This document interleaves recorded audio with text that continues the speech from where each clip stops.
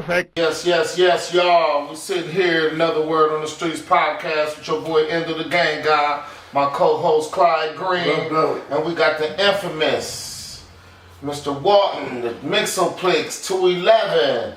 Man, we got so many names we can call you, man. You feel me? Yeah. The originator of the joint mob. Well, we got his big bro, man. Introduce yourself for the public, man. Lannis. You know what it is. You feel me? Deeper than the Lannis. Big L. That's what's up. That's what's up. Man, welcome back to your city where you was born and raised at, man, and grazed at. That's right. You feel me? Word on the streets, man. You got a new business down there in Texas, man. With the hot dog stand.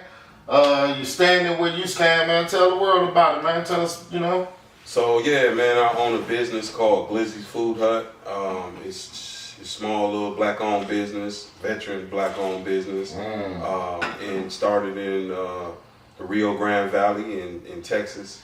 And for anybody that knows where the Rio Grande Valley, that's in between Corpus Christi and San Antonio. Man, these niggas don't even know what Savannah at until they let it know. Google search it. It's near South Padre Island. So, yeah, man, I'm like one of the only black-owned businesses in this whole city. So it's like actually two people. It's myself as a restaurateur and a lady who does braids.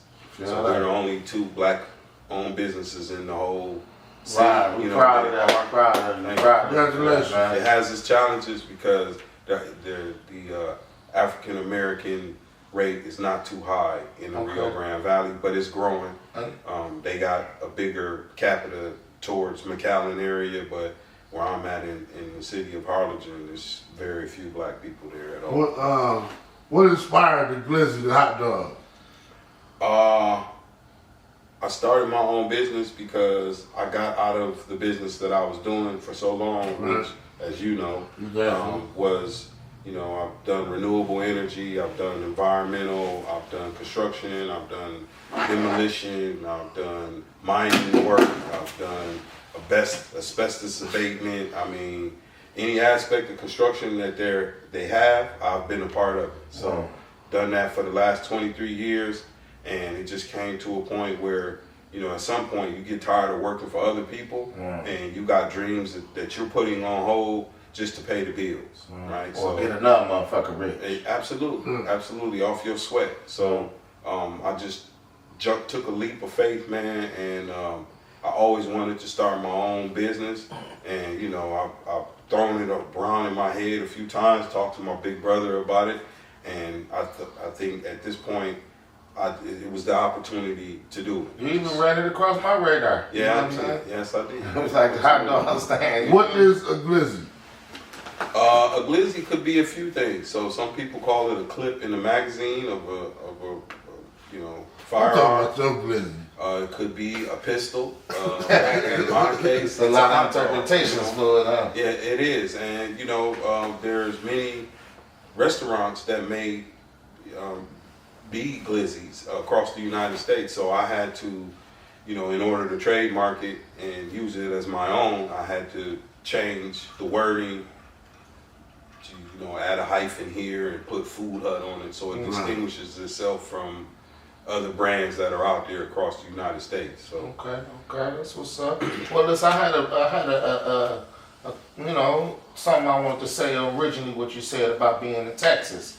And it just took me back to the Martin Luther King era when you was like, it's only a few African Americans and down in Texas, and you know the population down there. Everybody don't know what Texas is about. We hear about it, you see it everywhere. But Martin Luther King said one thing. He said, "We thinking that down south is racist." He said it was more racist when he came up north. Right. When he came to Chicago's, to Detroit's, he said they was bombing cars and minus what they was going on down there. Is that the same vibe or is it a different vibe in Texas? So, again, where I'm located at is I'm gonna just be, you know, no disrespect to my other Browns. No disrespect. Where I'm at is primarily Mexico. Right. From my doorstep to Mexico. But how is the How is, I didn't mean to cut you off, but how are you being received as a black man Open versus up here Open arms. trying to start a business? Open arms, man. Open arms. Open arms. They coming through Glizzy Homes. They see me on the street. I can't go in this grocery store without somebody calling me Mr. Glizzy. Okay, so it's more, so what Martin Luther King basically was saying. But again, there's, you do know how big the state of Texas is. Yeah, no doubt about it, no doubt So about it. what I want to explain is where I'm located at is primarily Mexico. Mm-hmm. Like again, from my doorstep, it's roughly at the most 20 minutes from the Mexico border. So I call it Mexico. Okay. It's just like, how the United States took over different areas and called it the Americas. Right. Texas is Mexico. Ain't no way around it. Arizona, Motherfucker, New Mexico, all that but is it's Mexico. Yeah. And I'm at the closest range of being in Mexico. So I can literally go to Mexico in just that fast and show my visa and I'm over the border. I've been saying you Like had the next exit, huh? What's that? Like the next exit, huh? Well, not it's about 50, it's about roughly, I'd say at the most 20 minutes. And it's a little town called Progreso, but it's primarily a tourist spot, so it's safe. But there are other regions over there where you don't want to cross with as being an American What's citizen. the actual population in Harlingen? 75,000 people. So basically in Toledo, smaller Toledo. Yeah, smaller Toledo, but it's a part of a bigger branch of like Brownsville, McAllen. It's like being in Toledo, going to Sylvania or Oregon or Sandusky. Yeah, Or we something separated like up that. here where it's like Springfield, Toledo, then it's, I get it. But yeah, it's a growing community, man, and the challenges I have with my brand is, I don't care what culture you in, everybody eats a hot dog. Right. Yeah. Whether it's a bratwurst, a sausage, Period. everybody puts something in a bun. They selling them at every corner store here. They every 7-Eleven, every Sonic, everywhere. It's hot dog. Gas Tony station. Pacos, and we Speedway. go on down the list. Right. You feel me? But with my brand, we offer custom hot dogs. Right. Like as I was explaining to someone earlier, when I initially had the thought of hot dogs, it was based on low overhead. Starting out as a business, you don't want to try to take on too much at one time, right? So knowing that I was gonna have to buy machinery and equipment and fix this building up, and I had a barbecue grill. Yeah, I had on the garbage can. it was challenges to that because getting permits for my building, there were certain things that they wouldn't allow me to do. Like they wouldn't allow me to have no open flames in this building, so I had to get creative, like on how I was gonna prepare my hot dogs, and I had to run all of this equipment by them, show them documentation that it was all, We can make this shit happen, type shit. Yeah, well, it all has to be a certain grade of material. Like you can't just go throw a food your Right. common household food warmer in here. It has to be all commercial grade, Right. or they're not Regulations. allowed They to got do it. regulations. Yeah. on it. So I had to show manuals, voltages, and all this other stuff. I had to pass the with the fire department, the local inspectors, the health department had to come by. And again, when I bought my building, it was dilapidated. Your word, right? Yeah. It was For pretty those who bad. don't know what dilapidated It was in is, pretty bad shape. fucked up. I had to bring it back to life. So, putting in floors, walls, painting, new porches. Okay, that's what's up. That's Build a what's up. backyard. And anybody can go see my product, and you can see us on social media, Glizzy's Food Hut. Yeah, sure. Tell them all your social handles. Instagram, Twitter, Facebook, Glizzy's Food Hut. TikTok. It's all Glizzy's Food Hut. And it's connected back to the great. GLIZZEYS. Okay, through all them extra hurdles you had to jump through, them 60-yard dashes you had to dash through. Has it been? Would you consider a success, or you still? I know you're still growing. I figure like this, man. As long as I can keep the doors open, I'm successful. Right. Facts. The minute you see a business close, there was no success in it. So that's when you feel, hey, they close for a Say reason. that again for the people in the back. Yeah, I mean, you don't close a successful business. You sell it. Yeah, sell it. You know what I'm saying? That's the only upside. You sell it, or you just keep making money and give it to your kids and let them keep running it. They give it to their kids and they keep running it. It's like the Waltons with Sam's Club or Generational Walmart. Generational When wealth. you see that store close and it's dead and it ain't nothing happening there, it's because it wasn't successful. They couldn't keep the doors open. Couldn't pay the bills, couldn't pay for supplies. That's what happens.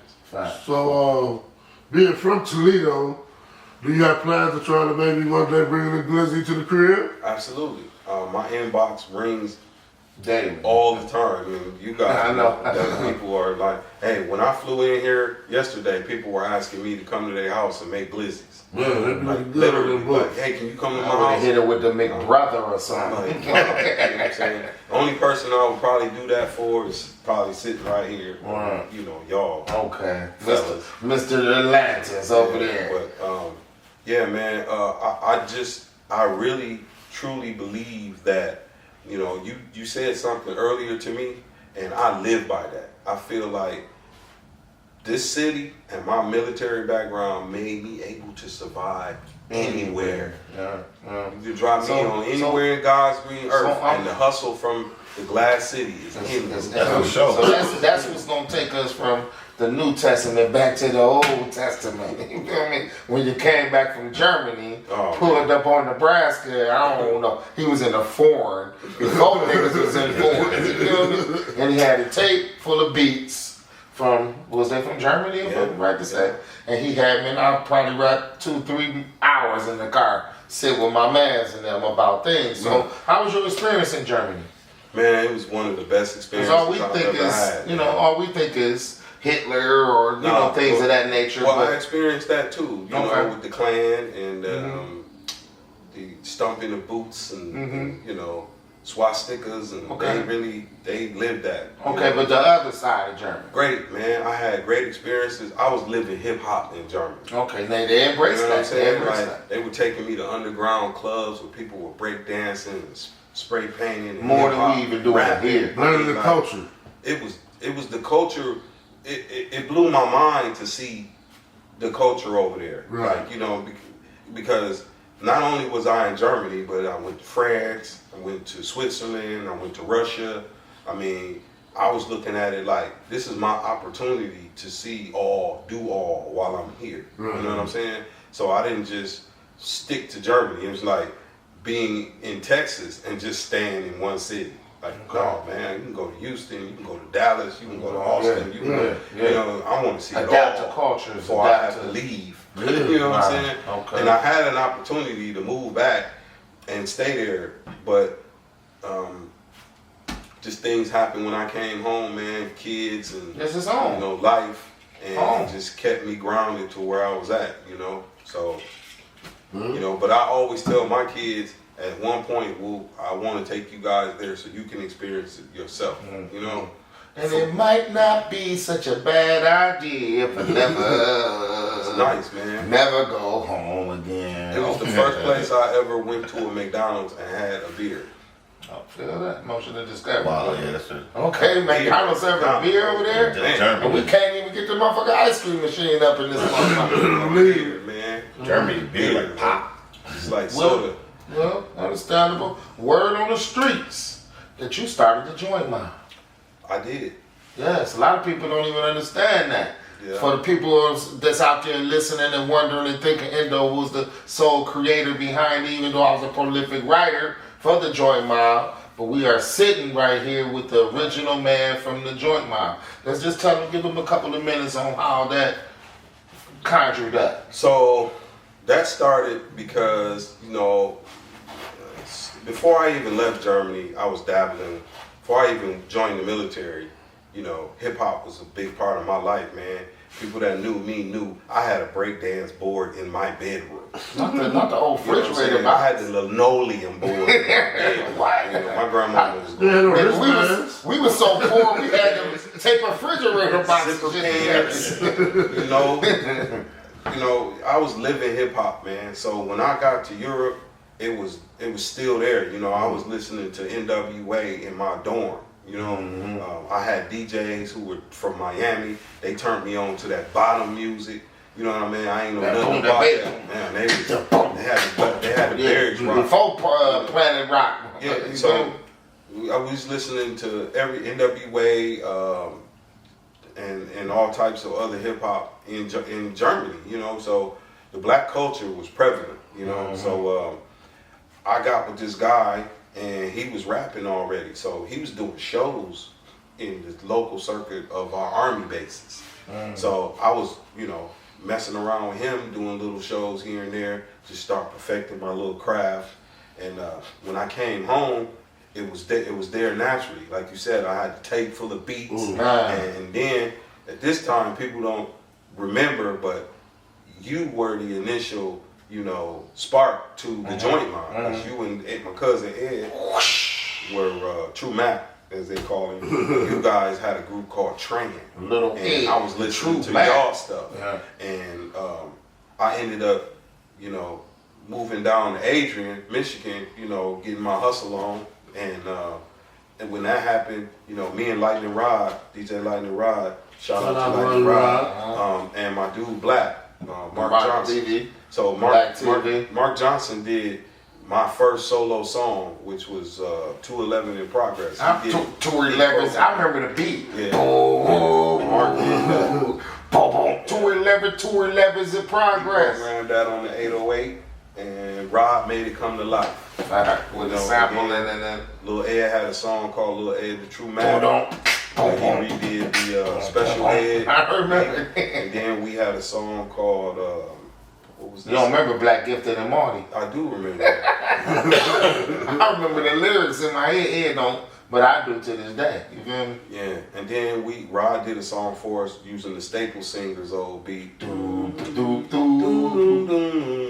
Yeah, that ghetto mentality. And that spurred the joint mob. We started doing shows at Lodinas and Brothers and Sisters and all this other stuff, and the name just started catching on. So I came up with the name in Adrian. Me and Ed was sitting in the bedroom. He's like, "Man, what we gonna call ourselves?" I was like, "Joint Mob."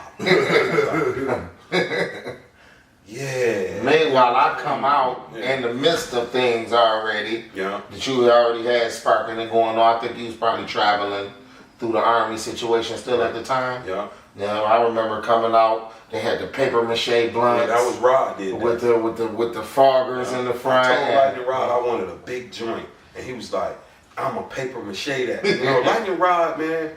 People don't understand the identity of this guy is way more than just your big DJ. Big fish in a small pond. He's the DJ of Toledo, hands down. Right? Him, Keith Success, DJ One Time. These are all people pioneers. Exactly, man. They spurred the underground circuit of rap in Toledo, man. Like Rob, before he had Smith Park Mafia, Rob was the beat maker. Remember Dolly D? Oh man, people don't even know nothing about. You know what I'm saying? My man Grip, all his group and them. I can't recall the name of his group right now, but these dudes were before me. You know what I'm saying? Like I remember coming home listening to Dolly D and Grip and his group. You know what I'm saying? I remember where that cute motherfucker at right now. That motherfucker had the Holly Berry cut. That motherfucker was thicker than the half camel. Half giraffe. You feel me? You know, at the end of the day. But man, I'm glad to have you in the hot seat, man. This can go on forever because you got like a testimony of a lot of things.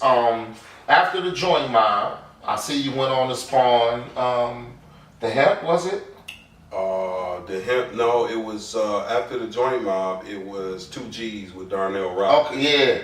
I gave that 2Gs album back to the rightful owner. You know, remember I gave it on CD. Right. Because that 2Gs album was. And I'm a storer. I'm like the old lady in the Matrix. Right. Nobody. Wherever I gave him back that 2Gs product. So then after the 2Gs, That was a dope album too. Still, I got it on my website, bloodcityentertainment.com. You can go listen to that 2G's. The 2G's after the 2G's. Yeah, well, speaking on the 2G's album, the 2G's album with Darnell was the first song. Actually, was done by Rod King. Mm-hmm. He did a song called "The Highway," which me and Darnell were on, and it was hot. It was really hot. Mixed and mastered down in Steve Sharon's studio. I remember. That's why I recorded my first song. And that was hot. Then we recorded an album. We ended up getting a record deal with a company called Demo Records out of San Diego. So we were bouncing back and forth to San Diego, and we ended up meeting meeting the video producer for Death Row Records, and he flew down here and shot our first video, which was the first actual what was that film that they were using at that time? That's No, that 8mm or 8mm? 9mm Oh, yeah, film you went quality. back. You went back to he the came old down time, here and yeah. shot that video for us, and that was like the first full-fledged video that was shot in Toledo on 9mm or 8mm film. And people talk about it a lot because it was like the first time with imaging when they put our faces on that the Glass City building downtown during the video. So that, you know, that sparked a lot of talk in the city itself, just seeing that. And shout out to Darnell Rogers on that because he made all of that happen. okay. So yeah, great album, great experience with that. D-Nails in the building, Absolutely. man. Empire, you know, builder and all of the above. You know what I'm saying? So after the joint mob, the 2G's, was the hemp next? The hemp was next. So, and funny story with that is, shout out to my man Tricky and Too Cold Records. That's what I wanted to He recorded, I recorded my that's how I wanted to in the closet. Yeah, in the closet on Gordon, on the Gordon on Western. Yeah, so I was going over Tricky house to talk to him about something, and Grip was up there actually recording, and I knew of him, but I didn't really know Grip at that time. But Tricky was that dude. Shout out to Tricky. yeah, absolutely. Tricky, another big pioneer of the city, man. Rick Robinson, if y'all He ain't had, he had his hands in a lot of stuff, Man. especially he the one R&B that side, debuted Sparky. CJ Mack. Yeah, so, yes. You know, And that's when I met him. CJ was the new, you know, up and coming guy, yeah. and I gave him $500 to do 3 songs for me. You know what I'm saying? And then, you know, got into some other things, and that's what spawned my career. And it's coincidental that everybody you talk about, I end up, you know, running behind them like the Because, you same. know, it's a small network. Mm-hmm. You know, like Solar system. at some point in time, at some point in this city, everybody's connected through somebody. Yeah, yeah. You know, I don't care who it is. And I never knew this. Whether it's Life Jennings, Yeah. whether it's you know, Jay Rush or CJ Mack or what's my man name from the East Side that had the record singing. I can't call his name. Sean Kane. Yeah. You know what I'm saying? Right. Whether it's Brick Style Records, Yeah. KD, All that everybody's connected. part of the through same solar somebody, system. You know what I'm saying? Part of And the another same solar person system. who connected a lot of these dots was Grip. You know, he's a producer extraordinaire, man. I give him his credit where credit is due. This dude has his hand in a lot of things that go on in this city, hip hop wise. So give him his flowers. Yes. But when I went to meet Tricky, he was actually up there recording, right? And I remember he had a song called "My Girl and Her Bitch Ass Friend." I still love this song. Like, you know how I was on you to bring back a song? Right. Old school. You know, I was bugging the Facts, shit out of facts. you to keep doing this song. You like, man, I ain't did this song like 30 something years. Yeah. I was like, man, I love this song. And That we song. remade it. Yeah, And yeah, it's yeah. hot to death. We need to redo it again We can still do that. with this new 2024 kit we that I'm can- on. we You can know what I'm still saying? do that. Motivation and That song is still available on mudcity.com. Yeah, so that's called the on the turf. On the Turf. Yeah, The Turf. it's available on Mud Check City that out. ENT Check that out. exclusively. Yeah, You know what I'm saying? check that out. 'Cause Mud Dodo, City ENT. he did that. So I was talking to Grip about that, and he was recording this song at the time called "Deep in the Game," And I heard this beat, man, and I was like, they the first niggas with the album cover in front of the whole building. I said, man, you killing it on that. And we just got to be friends. He was like, you want to get on it? And I was like, hell yeah. And that, next thing you know, we was writing songs together. Right. I remember seeing some old videos. And people don't understand, if you looked at the Hemp album cover, it's different than a lot of things because the Hemp just is not. You animated with it on the cover, right? Yeah, well, we had blunts made of ourselves. Like, Rick was the tall blunt, I was the short blunt. With pants on and shit like that. But the actual word is spelled out in weed. Like, it spells THEHEMP, but it means to humbly. Motherfuckers didn't know what hemp mean back then. Well, it broke down to humbly enjoy having extreme money and power. That's what the hemp means. What? That's what. Oh, this is a bombshell, man, on top of a little trivia for you right there. Facts.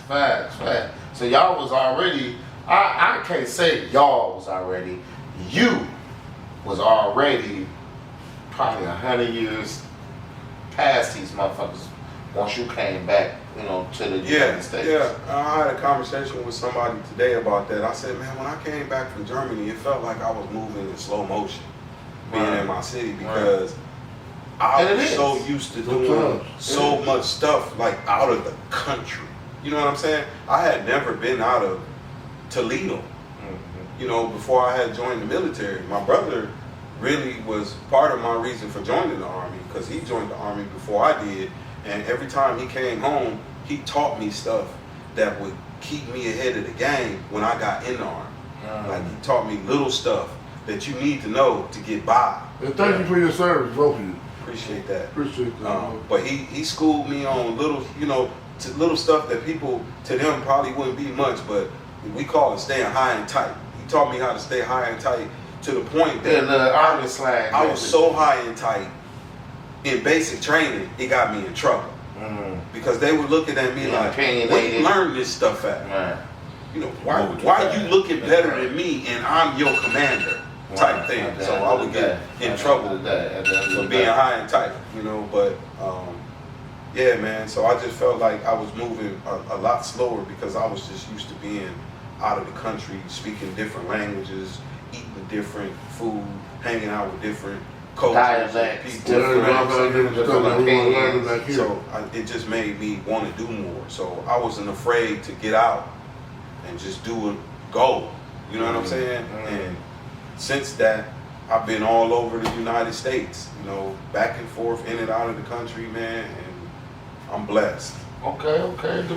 To be blessed and to be a guest on Word on a podcast, I literally got to ask you a question I usually ask every entrepreneur, every artist. What was one of your low points and what was one of your highest points and your rise to get to where you at this particular moment? Lowest point in my life was being on drugs, man. Just being honest with you, it was a low point in my life where I felt like drugs were supposed to help me get through certain things, but it really just hampered me. It's a mind-altering substance. It just hampered me. Once I went through 12-step, going through the programs, being locked up, once I went through the 12-step, the main thing they teach you is it's a mind-altering substance. So we thinking it's helping further us because it got you through party modes and got you through certain depressions, but it altered your ego. Okay, we'll continue. I just wanted to throw that out there for my 12-steppers, All right, yeah. But as far as my lowest, I would have to say that was my lowest point, man, because I lost myself. Man. You know what I mean? And anybody who's ever been that deep in drugs before, they can tell you it's hard to climb out of that bottom. That's why I'm drug free. Yeah, and myself also. And I encourage those to be drug free. And I was an avid smoker of marijuana for over 30 plus years, man. But at some point you gotta see clear. You get what I'm saying? To get to the certain status. To a certain you level. Go back to it. If that's what you choose to do. But you may not. Once you see clear, you may not want to see fog again. Okay. You know what I'm saying? And as far as my highest point, man, I would say The best thing I've ever done is have children. You know, To people might reincarnate say, yourself. yeah, you successful, you've done this, you've had record deals, you own property, you moving, you shaking, you doing this. But the best None thing of that I shit ever means did nothing. was be a father, man. To see you. Perfect.